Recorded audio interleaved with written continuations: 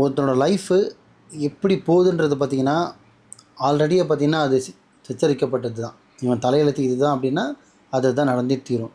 தலையெழுத்து விதி மாற்ற இங்கே யாரும் இல்லை. அது படித்தவன் மாற்றினா தான் சரி. அவனே எழுதினான்னு எழுதுனது தான், மாற்ற முடியாது. ஃபஸ்ட்டு ஒன்று. செகண்டு, இந்த உலகத்துக்கு இந்த பிரபஞ்சத்துக்கு வந்ததுக்கப்புறம் அவனை டேக் ஓவர் பண்ணிட்டு போகிறது பார்த்திங்கன்னா அவங்களோட பெற்றோர்கள், அப்பாவும் அம்மாவும்.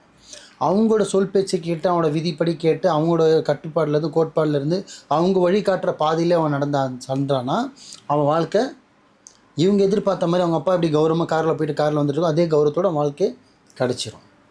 செகண்ட் ஒன், இல்லை பை அவன் யார் பேச்சையும் கேட்க மாட்டான்.